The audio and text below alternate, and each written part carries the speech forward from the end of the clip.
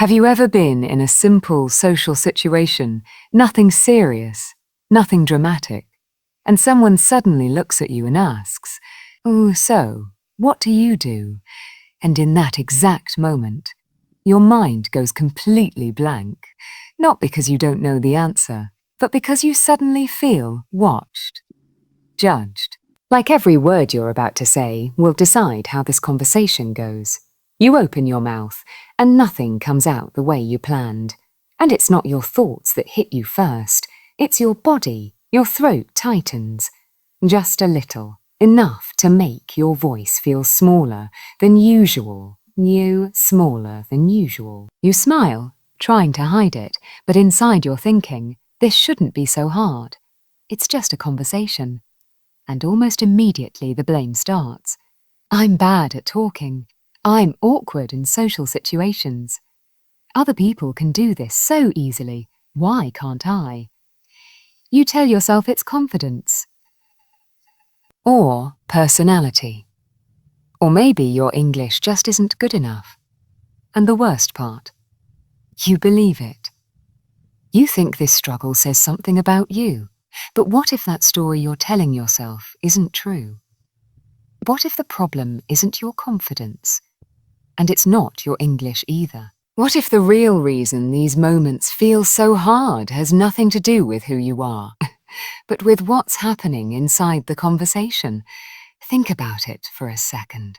Not the anxiety, not the fear, but the moment, the silence, the pressure to respond. The feeling that you need to say the right thing right now. That pressure does more damage than the anxiety ever did. This is bold Speak English, and this channel isn't about perfect sentences or sounding impressive. It's for people who feel deeply in conversations. People who overthink simple moments.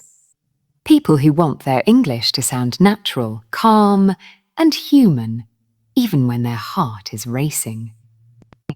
If you've ever felt small in a conversation you wanted to enjoy, you're exactly where you need to be. It was a small office gathering, one of those casual after-work meetups where everyone else seems to know exactly what they're doing. People were clustered in corners, their laughter spilling out like music I couldn't quite tune into. The smell of coffee and freshly printed reports mixed with the faint scent of perfume and cologne, making my head spin slightly. Every subtle movement around me felt amplified. The clinking of cups, the shuffle of papers, the way someone's foot tapped in rhythm with their conversation. My hands felt clammy, sticky against the glass I was holding.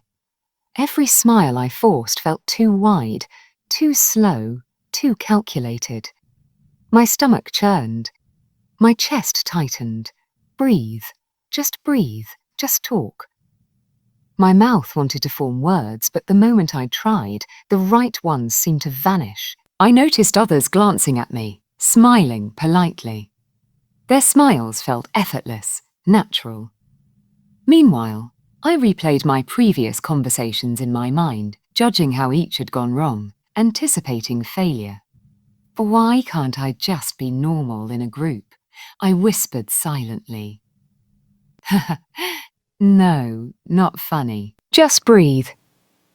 I tried to relax my shoulders, but they were stiff, like concrete. My thoughts were moving faster than my lips could keep up with. Then came a question from someone near me. "Hey, how's your week been?" My brain panicked instantly.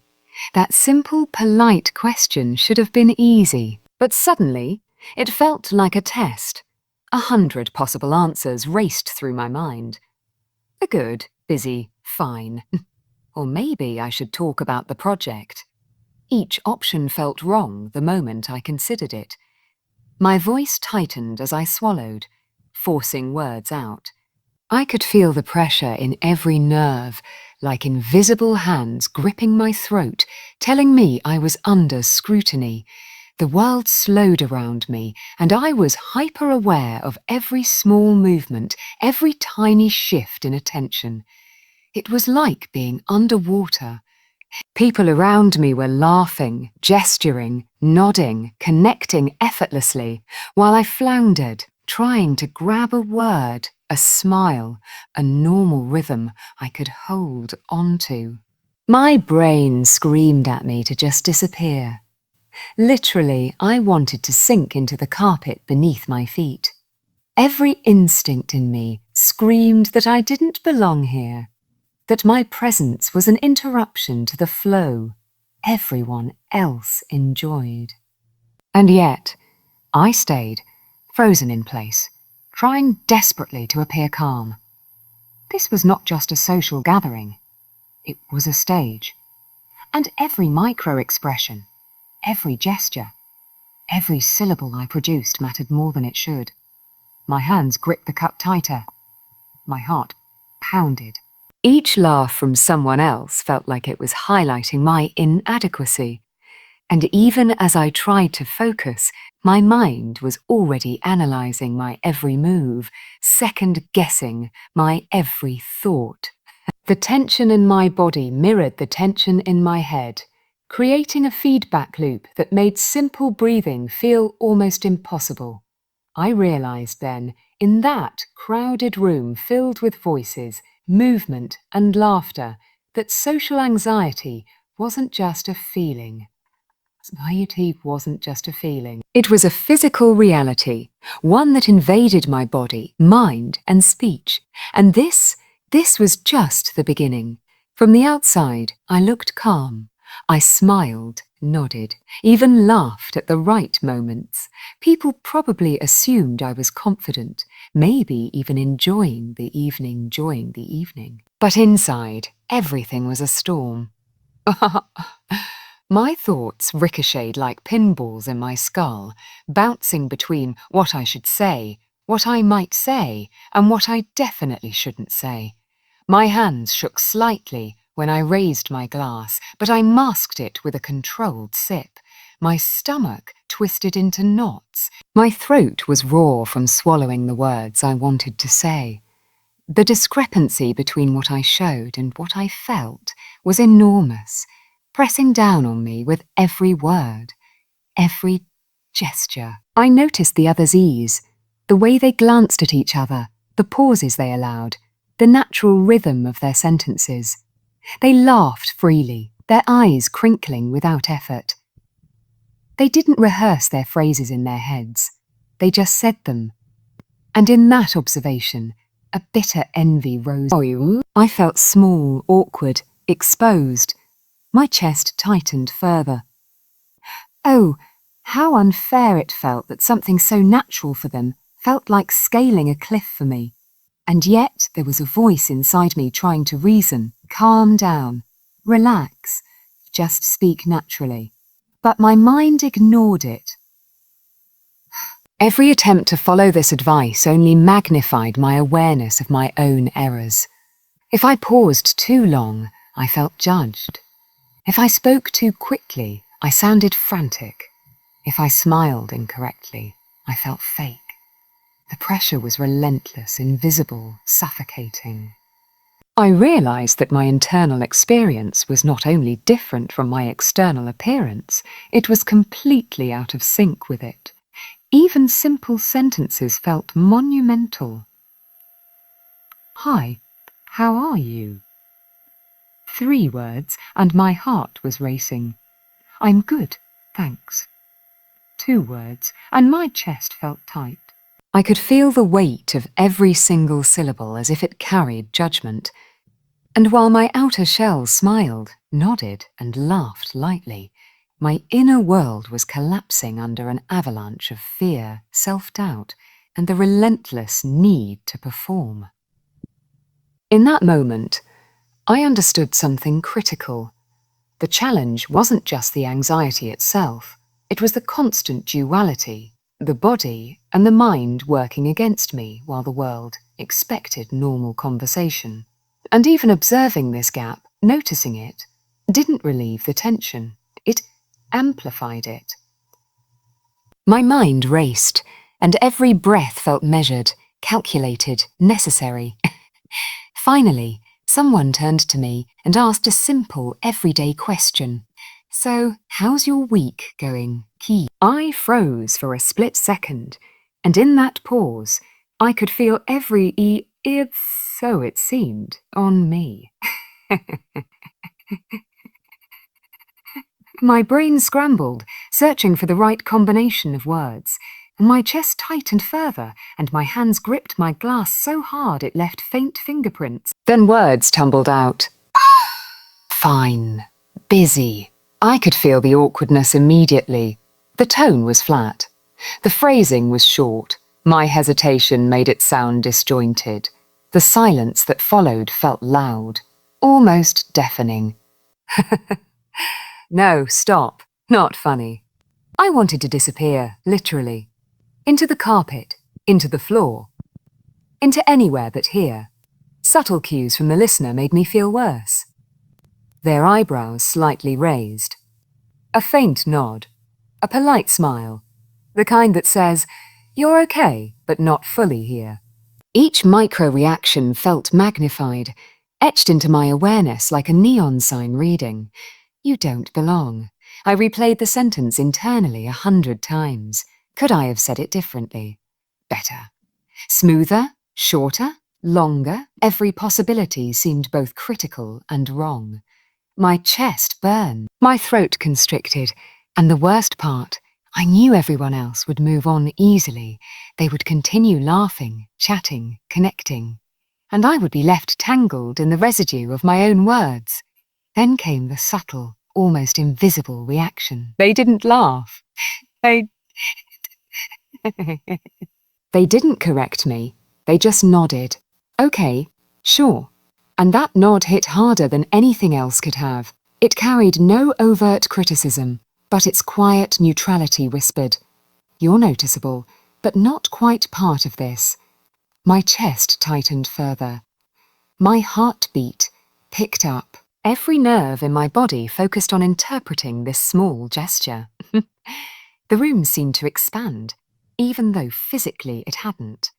Every micro-expression of everyone else suddenly became magnified.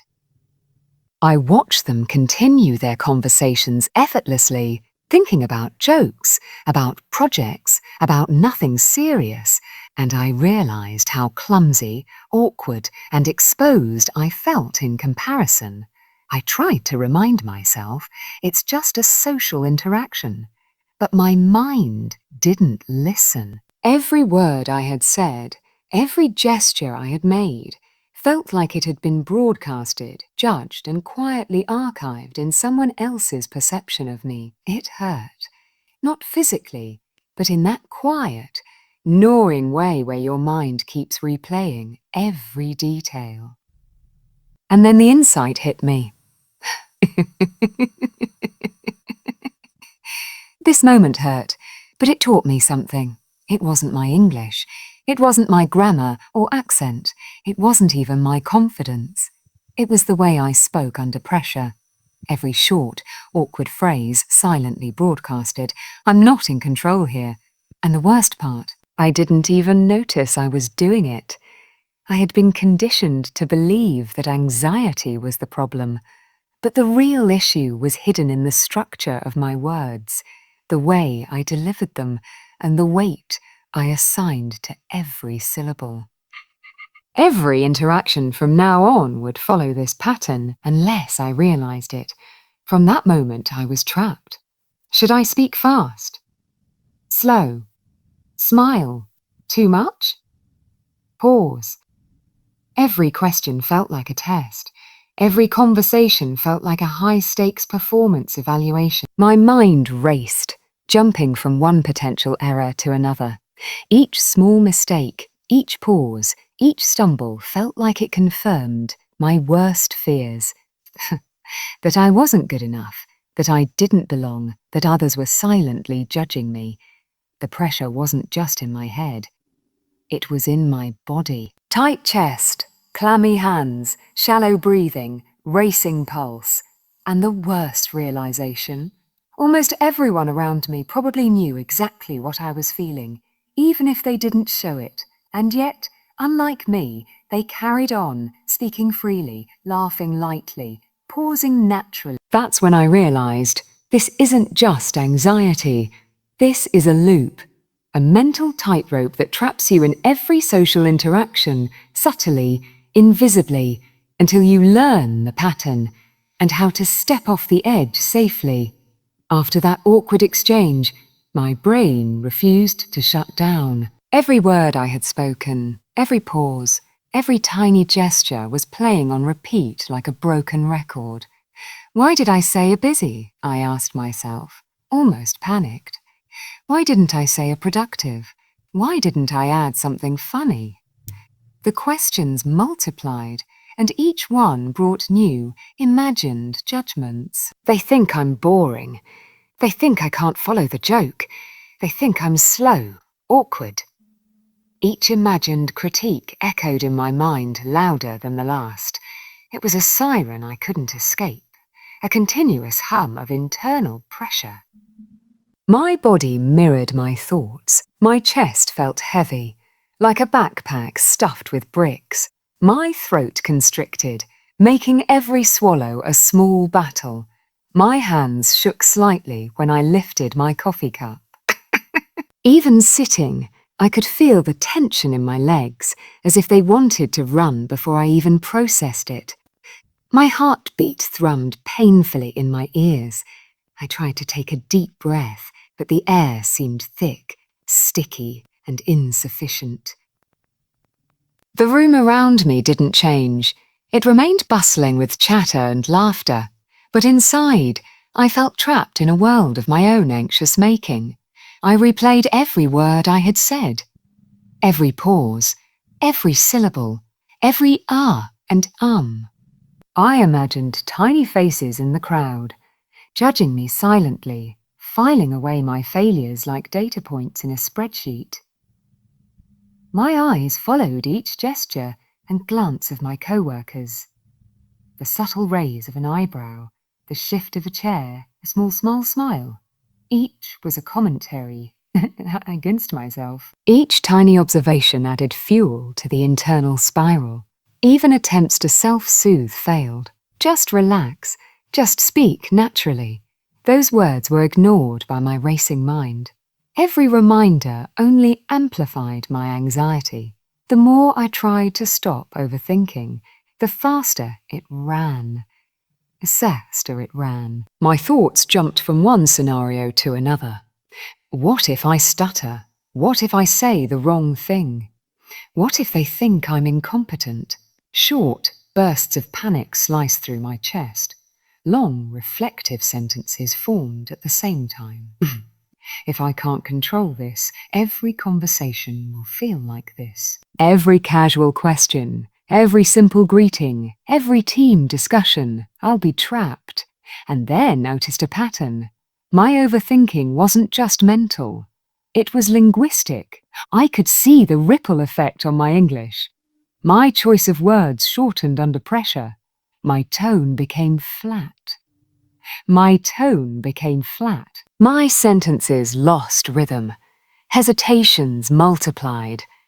I realized with a sinking feeling that my anxiety wasn't just making me uncomfortable.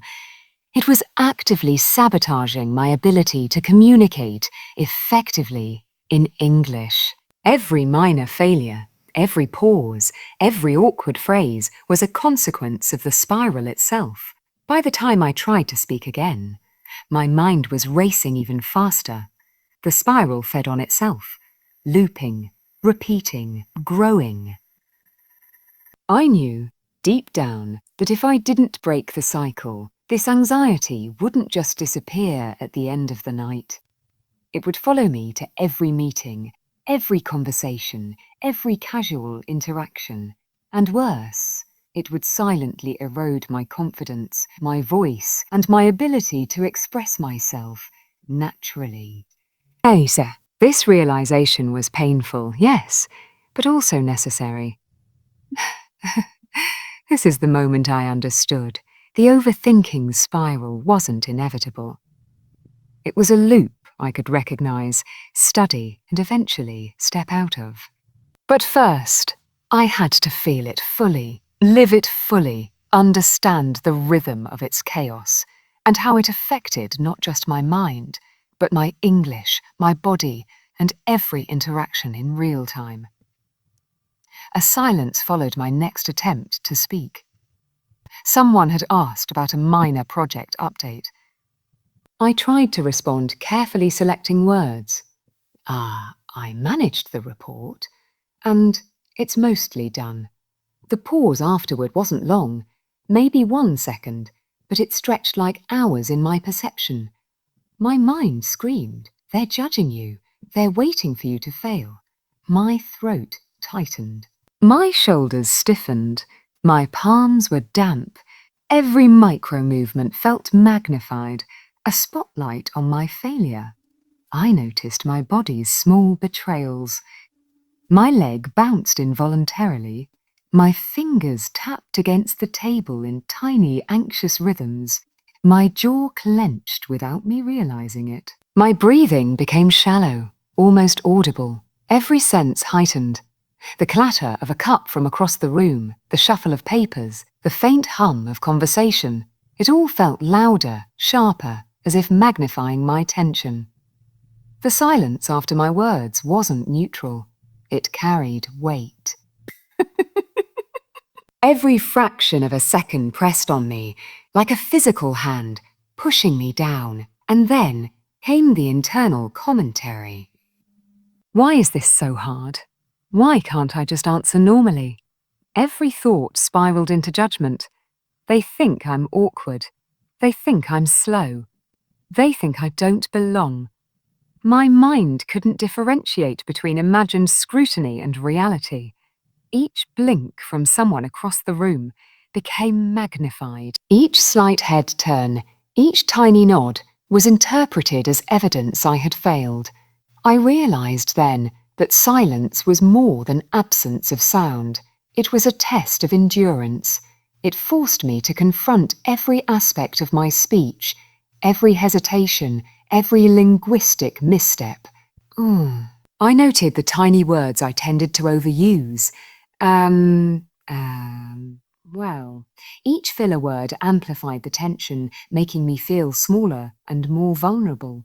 My English, my words, my sentences, everything felt trapped under invisible pressure. I tried to observe rather than react. I watched how native speakers handled pauses. They didn't rush. They didn't panic. They allowed silence to exist, almost as a bridge between thoughts. They used it to structure sentences, and in that observation, a painful contrast emerged. Why can't I do that? Each observation of effortless communication intensified my internal spiral, highlighting every perceived flaw. My inner monologue continued. If I pause, it's awkward. If I speak too quickly, it's frantic. If I speak slowly, they'll think I'm incapable. And each thought reinforced the racing heartbeat, the tight chest, the clammy hands. My mind was spinning, trapped in the loop between fear, reflection, and judgment. Even as I noticed patterns, I couldn't stop them. The silence wasn't just a pause. It was a magnifying glass for every flaw I imagined in myself. Across the room, someone else laughed at the same joke. I barely understood. Their voice was calm, measured, flowing effortlessly. Their tone had light rhythm, their pauses natural, their gestures fluid. Every subtle nod or shrug seemed deliberate and forced. Watching them, a pang of envy hit me like a sharp needle. Why can't I sound like that? Immediately, my inner critic added fuel. You'll never sound smooth. You'll always be hesitant. You'll always feel awkward in these situations. My chest tightened. My jaw tensed.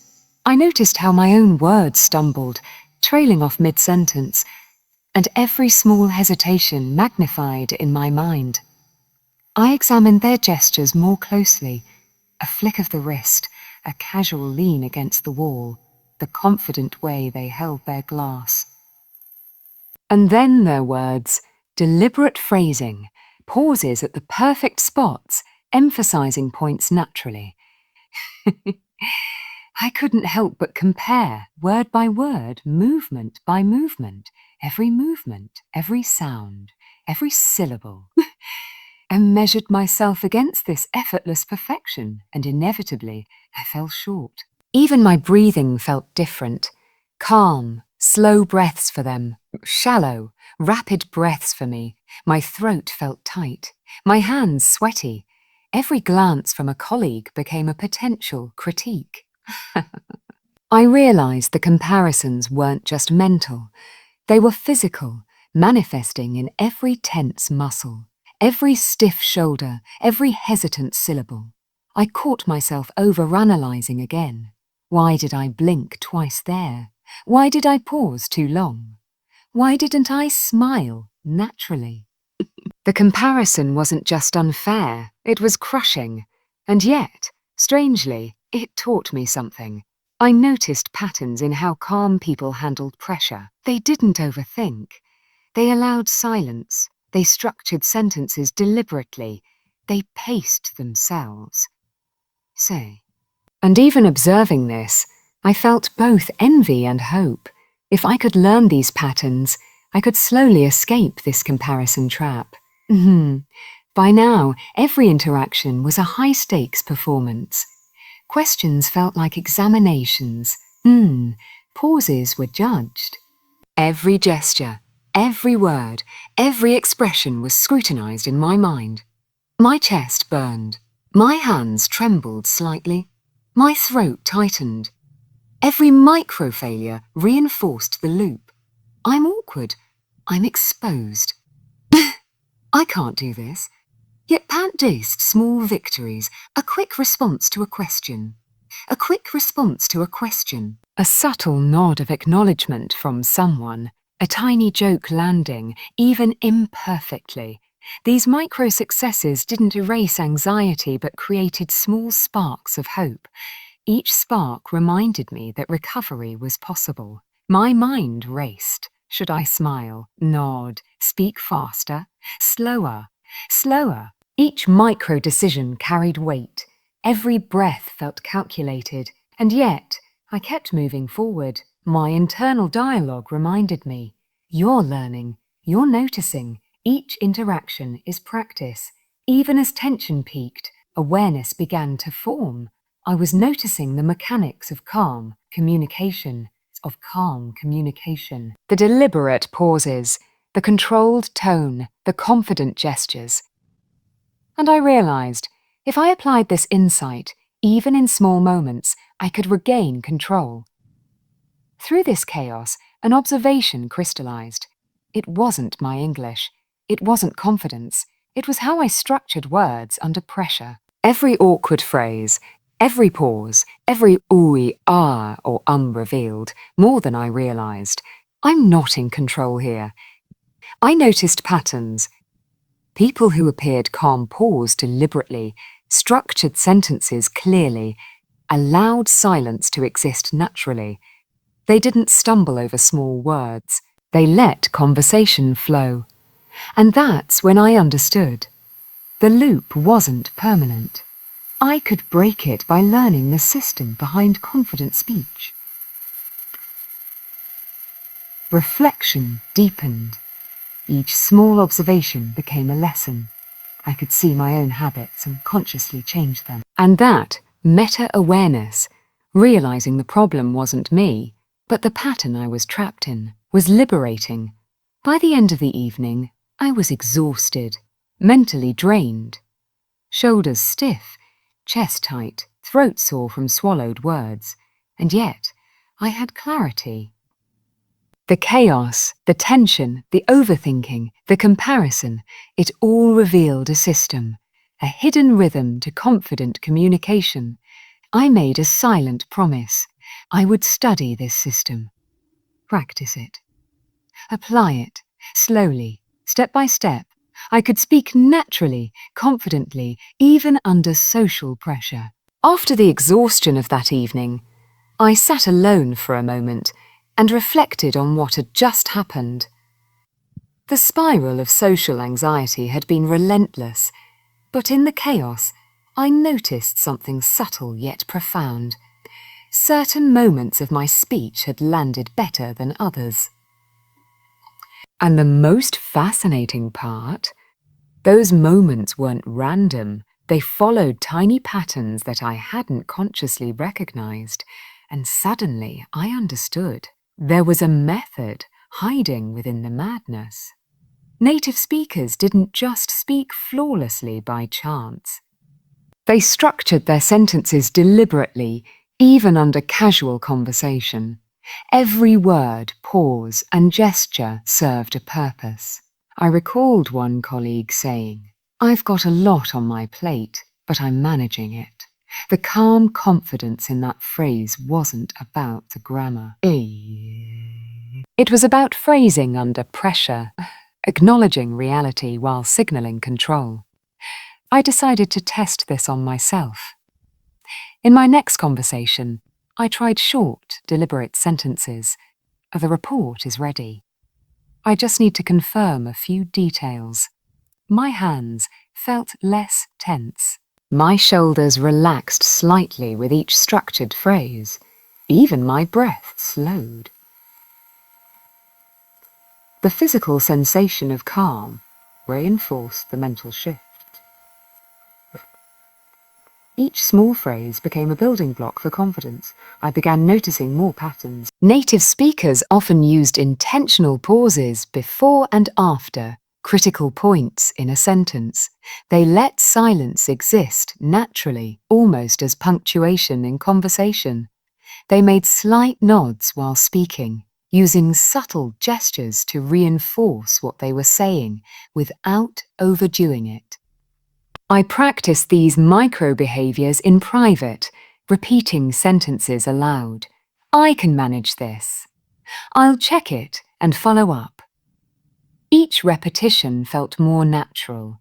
For instance, instead of blurting, "I'm stressed, the deadlines are crazy," I tried, "There's a lot to do, but I'm handling it."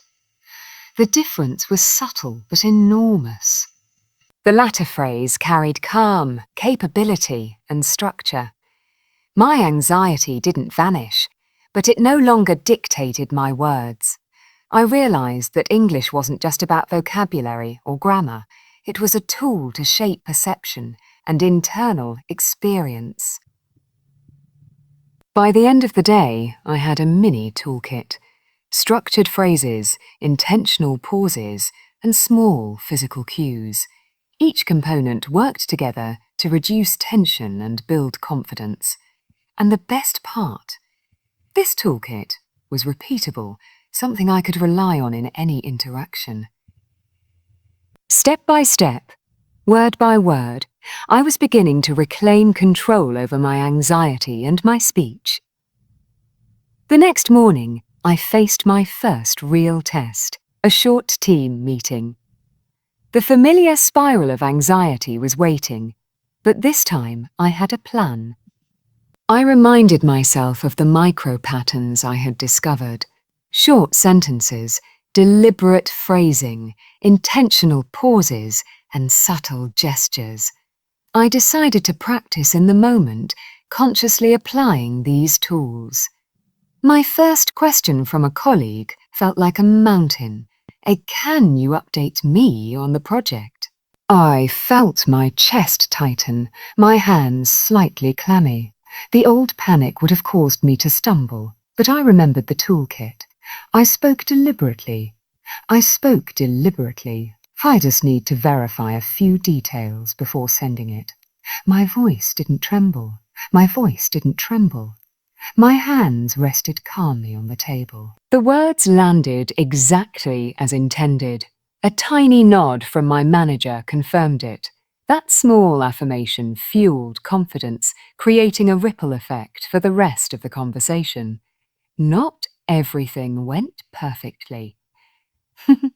When asked a follow-up question about a minor detail, I initially said, "Ah, I think it's ready."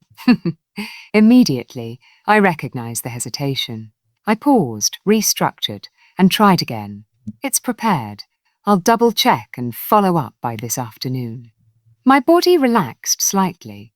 My breathing evened out. This micro-correction highlighted something critical.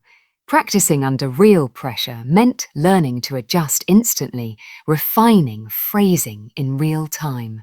I also noticed physical cues I had ignored before. The weight of my chair felt different when I sat upright, with purpose. Different when I sat upright with purpose. The pen in my hand felt lighter as I gestured naturally. My eyes met those of my colleagues with just enough contact to convey confidence. Every small adjustment reinforced the mental shift. By the end of the meeting, I realized something profound. English under social pressure wasn't about perfect grammar or vocabulary. It was about structuring thoughts clearly, delivering words deliberately, and aligning physical presence with intention. Each successful sentence reinforced both mental and physical patterns, slowly reshaping my internal response to anxiety. During lunch, I deliberately observed native speakers, how they communicated in casual conversations, how they handled pauses, how they used tone and rhythm. It was enlightening. Pauses weren't empty. They were deliberate. Emphasis was intentional. Gestures were subtle but powerful. Each pattern reinforced calm authority. I noticed one colleague's phrase, "I've got a few things pending, but I'll manage them today." Their gestures were minimal, slight nods, calm hand movements, relaxed shoulders. The contrast with my previous attempts was stark. I had previously rushed sentences, over-explained, and mirrored my panic physically. Observing these patterns made me realize that mastery came from small, repeatable cues, not grand gestures or complex sentences. I practiced silently. "There's a few items pending, but I'll handle them." I noticed how subtle changes affected perception. A slight nod here, a deliberate pause there. When I applied these adjustments, colleagues responded more naturally. Smiles felt warmer. Attention was maintained. English wasn't just functional, it was emotional. By the end of the lunch hour, I had identified 3 key patterns. 1. Short, structured sentences with clear pivots. Deliberate pauses that convey thoughtfulness. 3. Minimal, intentional gestures to reinforce verbal points.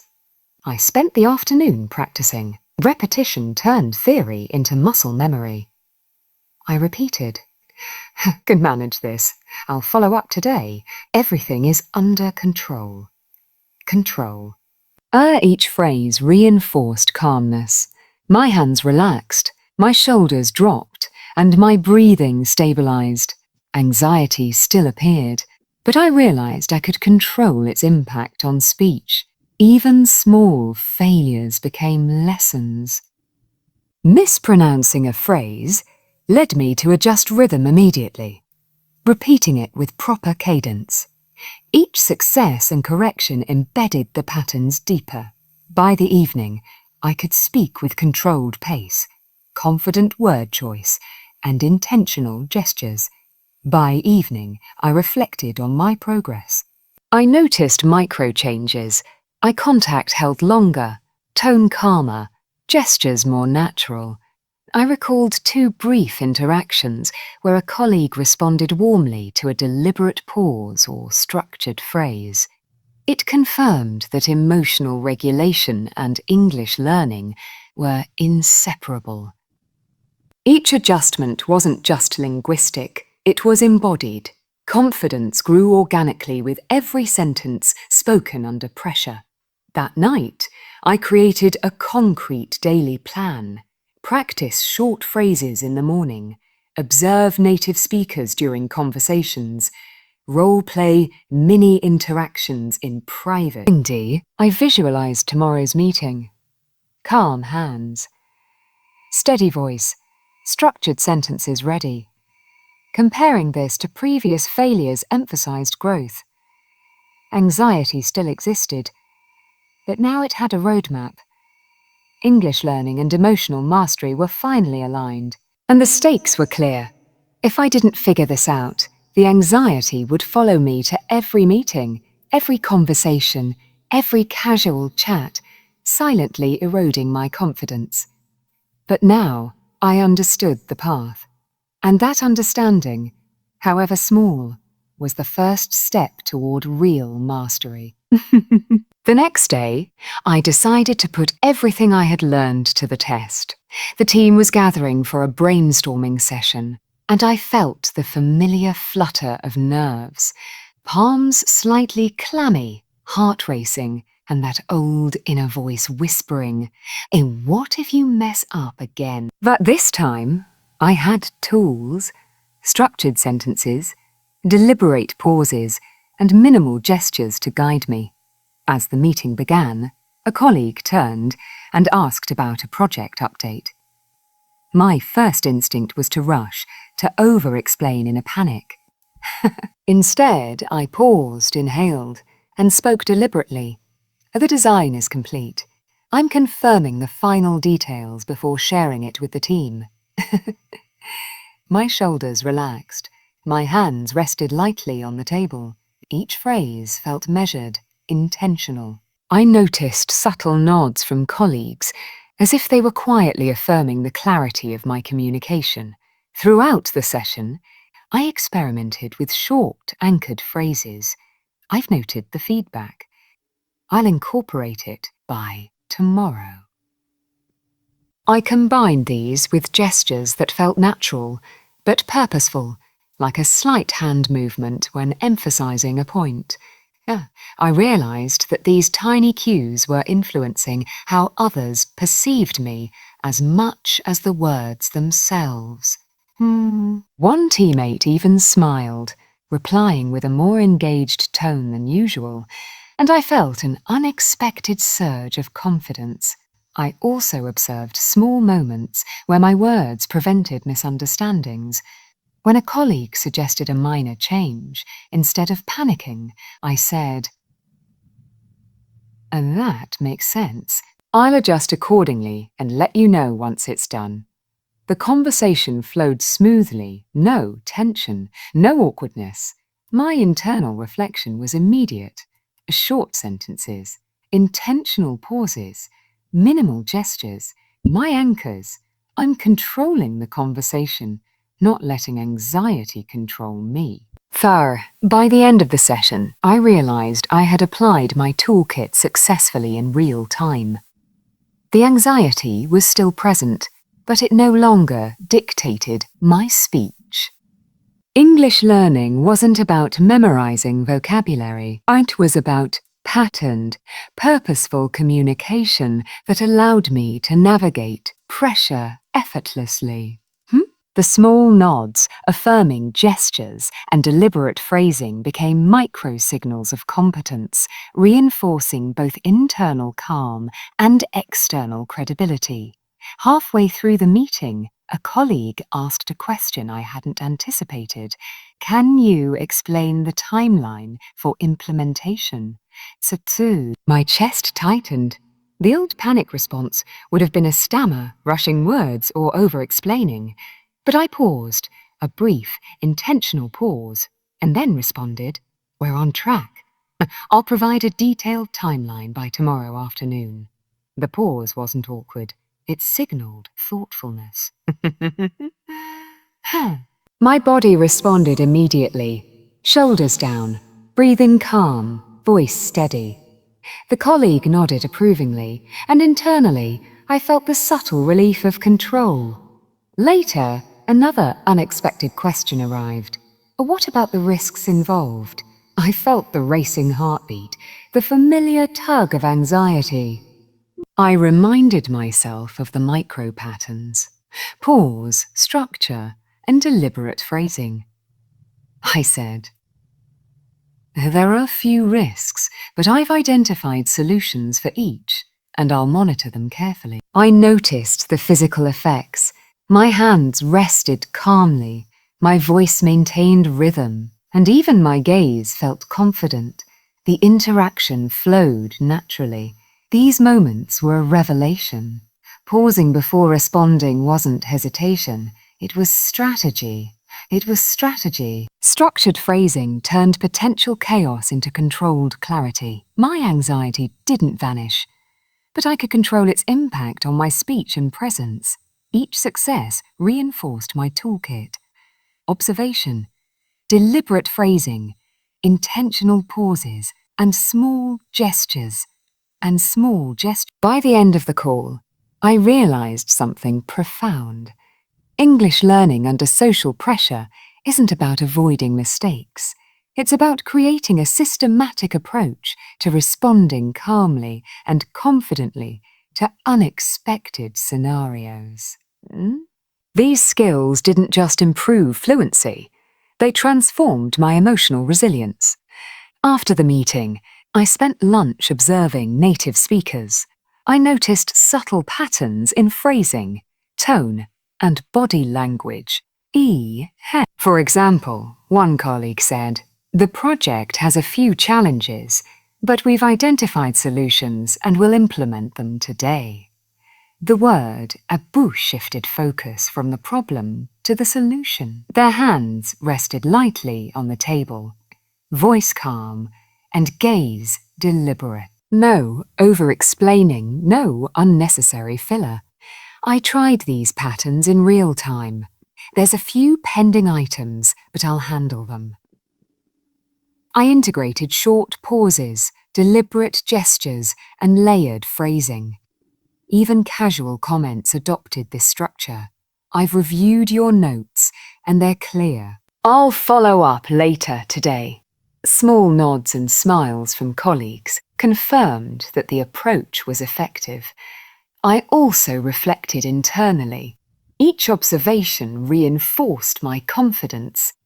Seeing patterns in natural speech made me realize that fluency isn't about vocabulary. It's about rhythm, structure, and intentional behavior. I noticed physical subtleties: relaxed shoulders, calm hands, confident eye contact. These weren't conscious tricks. They were signals of credibility that could be mirrored. By the end of lunch, I had compiled 3 advanced patterns.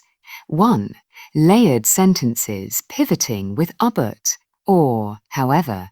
2. Intentional pauses to highlight critical points. 3. Minimal gestures reinforcing key words. Practicing these consistently made a measurable difference in how I felt, how I sounded, and how I was perceived. During a small group conversation, I mispronounced a phrase.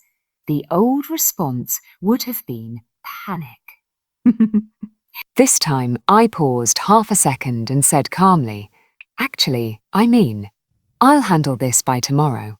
The correction landed naturally and naturally, and no one reacted negatively. I felt a wave of relief. Later, a colleague misinterpreted a phrase I had used. Instead of over-explaining, I simply clarified. What I meant was, and added a structured, confident follow-up. These micro-corrections reinforced that mistakes are opportunities to practice controlled speech, not triggers for anxiety. I reflected internally. Each small adjustment increased my calm, improved my phrasing, and built confidence. English fluency isn't about avoiding errors, it's about handling them gracefully. The key is rhythm, pause, and intentional phrasing. By the end of the day, I integrated verbal and non-verbal skills. Structured sentences, intentional pauses, and subtle gestures worked together. In one interaction, I said, "I've reviewed the tasks. I'll address them sequentially." See.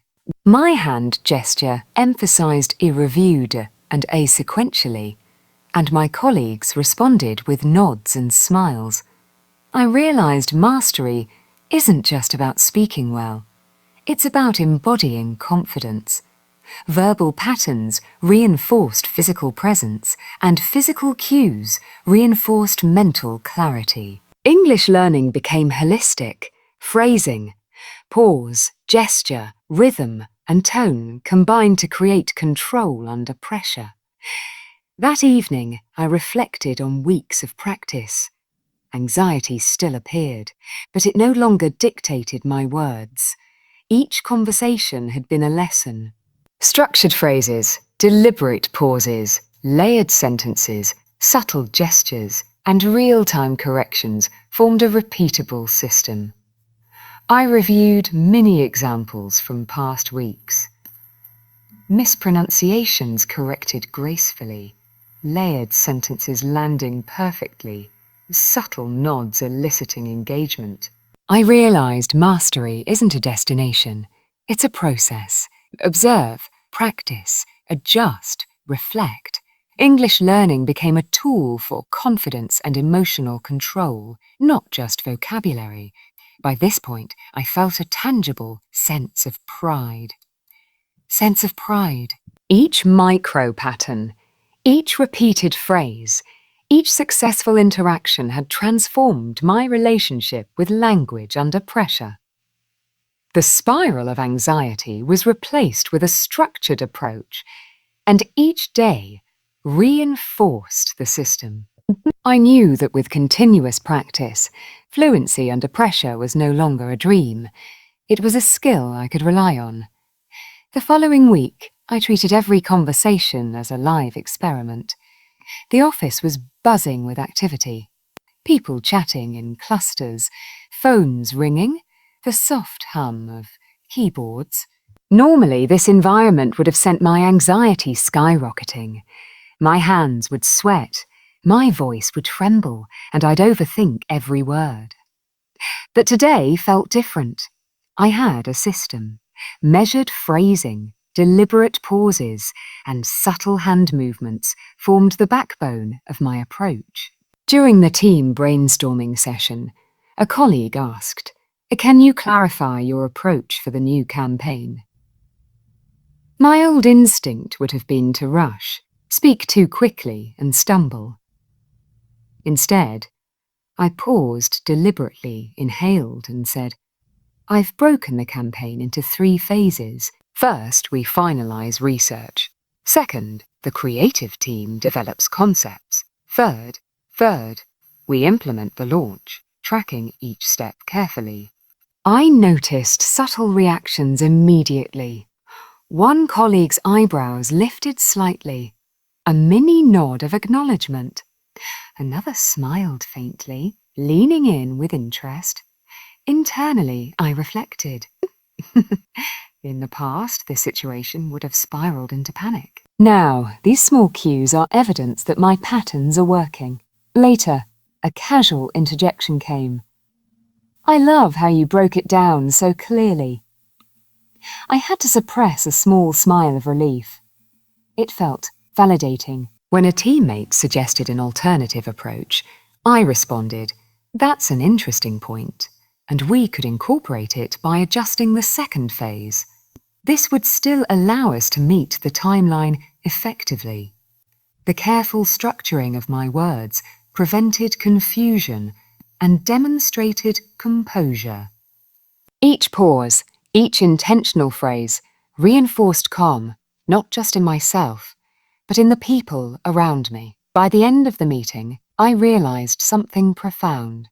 The old anxiety wasn't gone. It was merely a background signal. But my structured language, deliberate pacing, and micro behaviors now dictated the conversation. Fluency was no longer just words, it was presence, rhythm, and alignment between internal state and external action. I reflected on micro contrasts. A month ago, I'd stumble at similar questions. Today, I observed nods, smiles, and attentive eyes. Each interaction reinforced my confidence loop. English learning under social pressure wasn't just about grammar or vocabulary. It was about integrating linguistic skill with emotional regulation and physical awareness, and musical awareness. Later that week, an unplanned client call arrived. My heart thumped, and I felt the familiar nervous tension in my chest. An unexpected question popped up. Can you summarize the project risks in under 2 minutes? Immediately, the old reflex would have been a rushed, jumbled explanation. But I remembered my tools, measured phrasing, deliberate pauses, and mindful gestures. I took a slow breath, unclenched my fists, and began. There are 3 primary risks. First, timeline delays. Second, resource constraints. Third, potential miscommunication among teams. For each, we have mitigation strategies in place to ensure smooth execution. I noticed the subtle effect of a well-timed pause after each point. The client nodded, absorbing the information without interruption. The call continued, and a second, unexpected question arose. How will you manage feedback from multiple stakeholders simultaneously? My hands rested lightly on the table. I maintained eye contact through the video. Sir. I replied, I've structured a feedback tracker, ensuring all input is documented and addressed systematically. Weekly check-ins will guarantee alignment. The client's reaction was calm and engaged. Internally, I reflected. Our surprise is no longer a threat. It's a cue to apply structured patterns. Each pause and deliberate word choice transformed tension into control. Anxiety still existed, but it was now a guide rather than a barrier. Each interaction reinforced fluency and emotional regulation, showing that control is not about perfection, but about deliberate, practiced patterns. Micro-behaviors, small gestures, deliberate eye contact, intentional phrasing, significantly influenced perception. When I said, I've reviewed your notes and I'll implement them carefully, my hands rested naturally, my tone steady, and my colleagues mirrored calmness. The ripple effect was noticeable. Her smile lingered slightly longer, a nod was more pronounced, attention sharpened. These micro-reactions reinforced my internal sense of confidence. I contrasted it with old behavior. Previously, I'd rush, fidget, and over-explain, creating tension. Now, micro-behaviors projected control. During lunch, a small dialogue reinforced this. A teammate asked casually, "How did you handle the feedback email?" I replied, I structured the points, addressed concerns methodically, and confirmed next steps. Their response, a relaxed nod and a brief smile. Yakugandi, fiki. Internally, I reflected. A structured phrasing combined with intentional gestures makes fluency visible, believable, and natural. These small habits proved that English learning is not only about words, but embodied communication, gestures, timing, phrasing, and micro-pauses. Each interaction became a live rehearsal for real-world fluency under pressure. By midweek, I noticed a synthesis forming. Structured phrasing, deliberate pauses, layered sentences, and subtle gestures were no longer separate tools. They worked together to build emotional resilience. Each conversation became both a linguistic and emotional exercise. During a client check-in, I applied this fully. We have addressed the primary concerns and structured the next steps to ensure clarity. Any additional feedback will be documented and acted on promptly.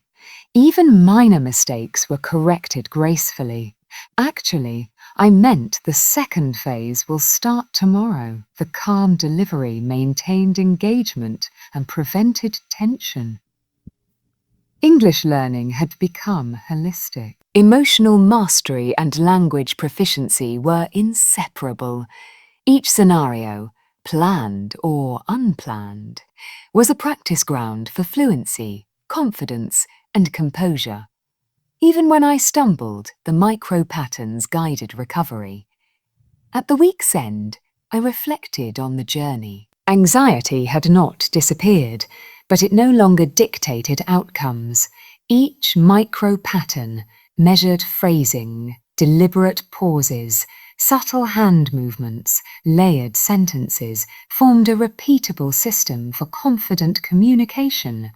Every conversation reinforced this system, building internal calm and external credibility.